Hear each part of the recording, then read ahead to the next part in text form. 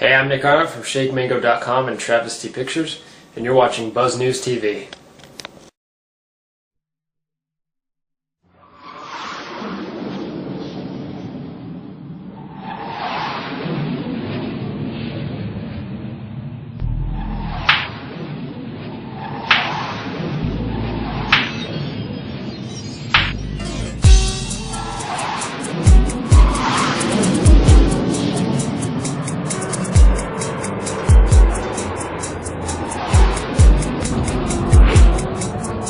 As the Moors spread Islam across North Africa and into southern Europe, they also spread high culture, state-of-the-art mathematics, science, astronomy, and art.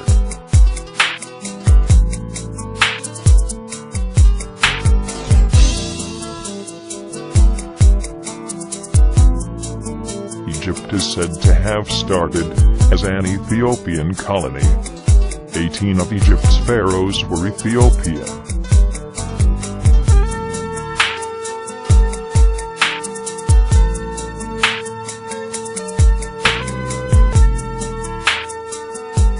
It is written that the Fulani are descendants of the ancient Libyans. Libyans are represented on Egyptian walls with the same clothing, hair, woolly, and the long lock on the side.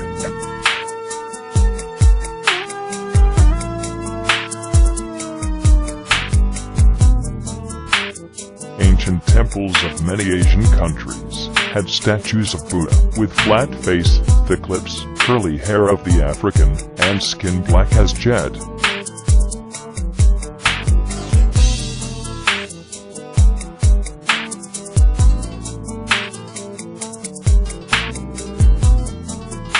The Zulu were so versed in the art of war that to this day their strategies are taught in military academies.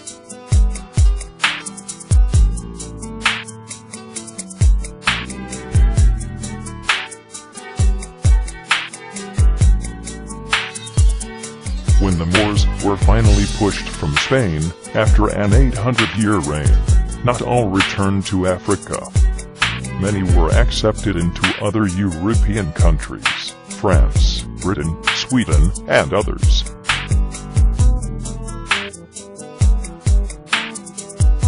Ancient Greek travelers reported that there were two Ethiopias: Ethiopia herself, the cradle of civilization, and India, one of the oldest civilizations.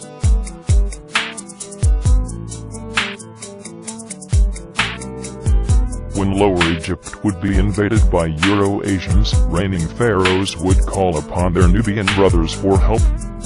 After driving out the enemy, sometimes these Nubians would stay and rule, reunifying all of Egypt.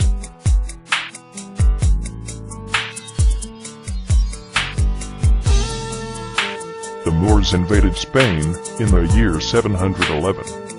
At this time, North Africa had retained the ancient advances in culture, while Europe had fallen into its dark age.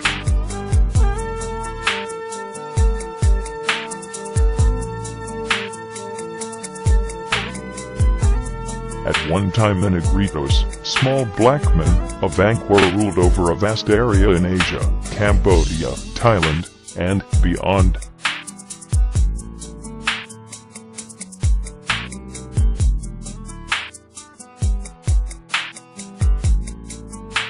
The Olmec civilization came before the Mayan and the Aztec civilizations. Olmec stone heads and step pyramids can still be seen around Mexico today.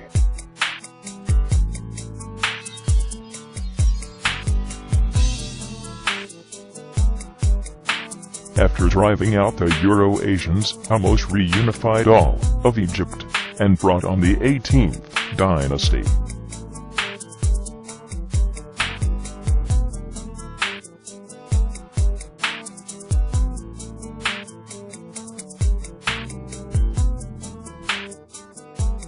The first shogun was of African descent. There's an old saying in Japan: to be a samurai, you must have a bit of black blood in you.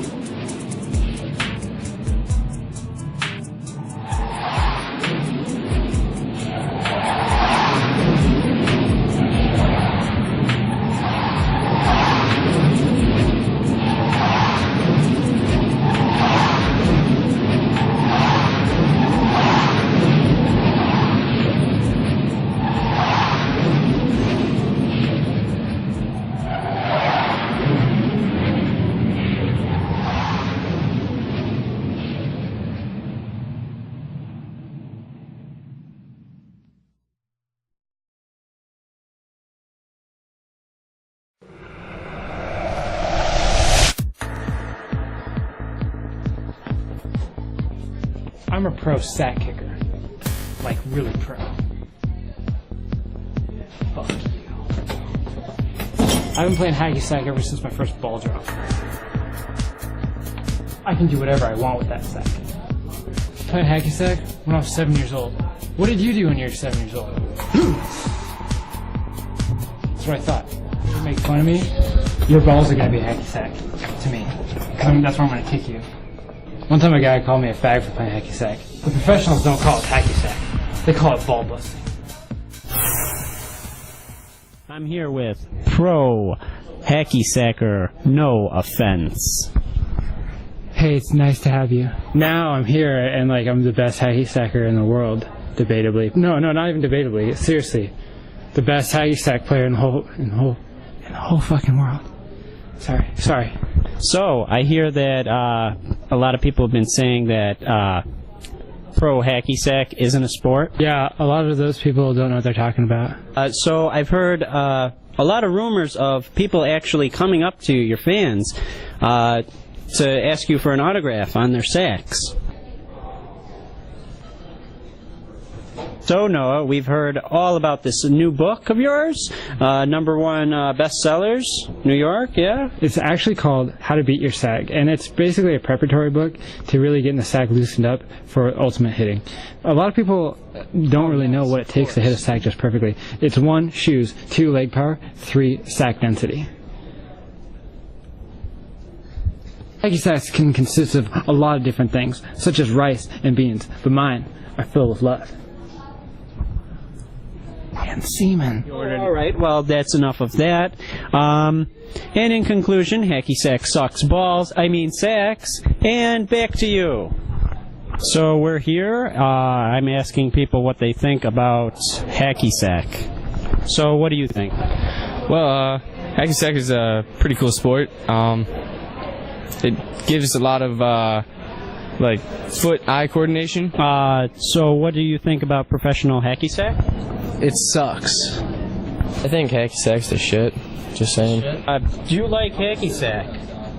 What do you think of it as a professional sport?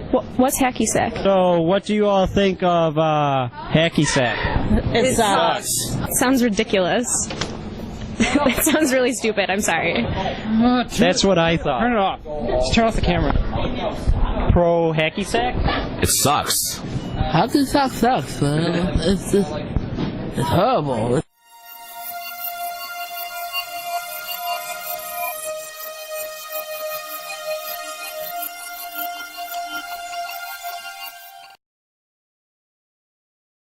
I'm a big sports fan, used to play sports. Not so much anymore. But I'm still very competitive, so that's why I've decided to master the fat guy sports. Darts, pool, and bowling. Now, darts is a good fat guy sport. You just have to stand there. Can you stand there? You're doing it. That's why I decided to do stand-up comedy. I was like, stand-up for about 20 minutes? I can do that. Maybe. God forbid they ever make me a headliner. After 45 minutes, I will fall over. Pool's a good fat guy sport. I like to play pool after darts, and I get tired, and I just need to lean on something. Let's get a game in. Excellent. But bowling's my favorite. It's the most legitimate of the fat guy sports because you have a uniform.